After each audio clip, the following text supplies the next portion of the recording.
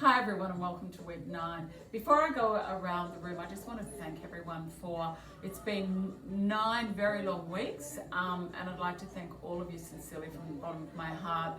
I know you've been fabulous with all the resources. The students have fed back some really good feedback to me about all of you in the classes. So I'd just really like to thank you for all the effort that you've put in. So week 9 is a revision week. So you may hear Marvin in the background here. So with the PowerPoint this week, what we'd like you to do is where it says click here to play, we'd like you to have that blaring when the students come in and when the students leave. It's just to get them a little motivated and excited and that kind of thing.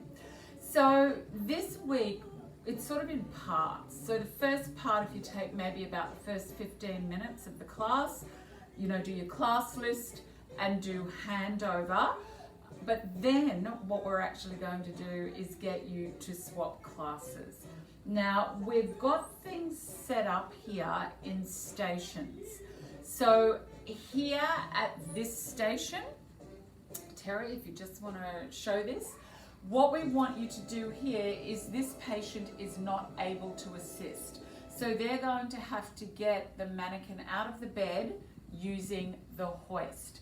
And what we want you to do, the idea of swapping teachers, and this section will take about an hour. The idea of swapping teachers is your students will be used to you now. With a different teacher, we will take on the role of the clinical facilitator, and it might be here that I'm asking why this resident is requiring a hoist and what are the rules around the hoist. And what I want you to do is ask questions, kind of questions that they'd be asked by a clinical facilitator out on placement. And, ask them things about the theory behind, the S-shaped spine, deep abdominal brace as close to the load as possible. I want you to ask them all that kind of stuff.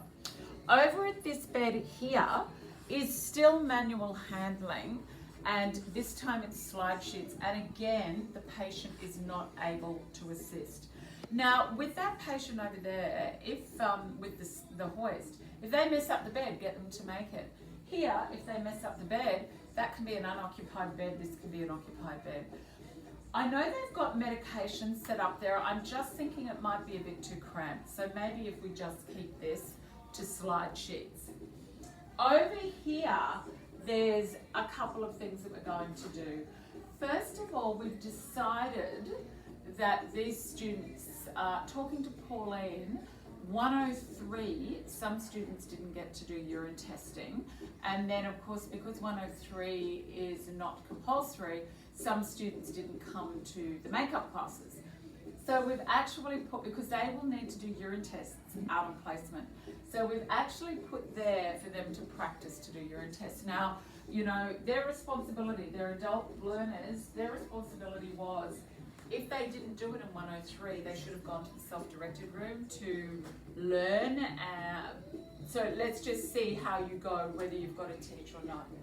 Now guys, what we've also decided to do, and you might want to start with this, I think I will start with this, but in the different class, so that you'll be doing this with your different class, is we would like you to demonstrate wound care again.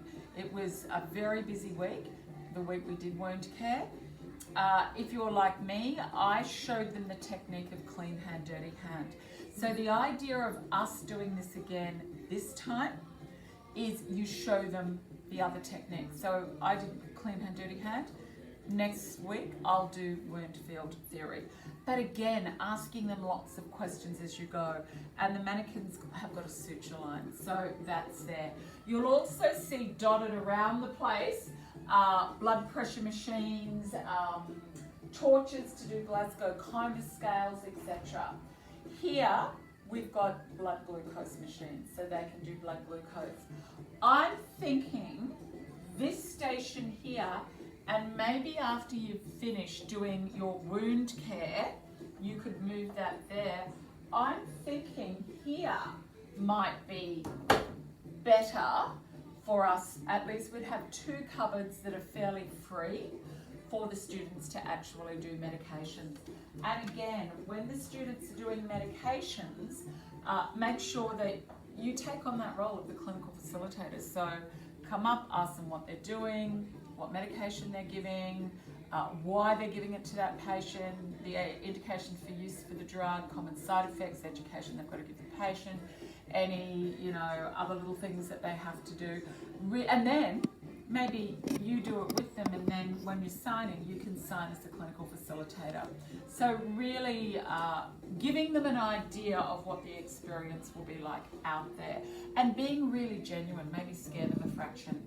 The last thing that they're required to do, and we need them to do it because they'll have to be doing it on placement, is a CAM assessment. Now this is something new, and it's part of the clinical handover this week. So guys, I think that's about it. That will take about an hour, and that's all we've probably got. And then the last half an hour, we have some slides up on the PowerPoint, and it's all about clinical placement. Now, please refer them to the lecture. I've just finished recording it. It goes for about an hour and 15 minutes. It's incredibly thorough. They all have to watch it.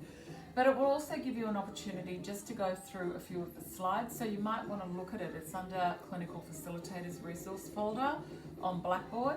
Maybe look at it before you come this week and have a bit of an idea of what you're going to say, but also leave time for questions, because they will have questions. I think the biggest thing is that they've just had a Blackboard announcement go up letting them know that they have to be available up till the 24th of December, and again from the 4th of January. So unfortunately, due to COVID, we're now going to be doing clinical placement in semester 1, 2021. So I think that's it. We're all done. I can't believe it. Again, thank you, and bye.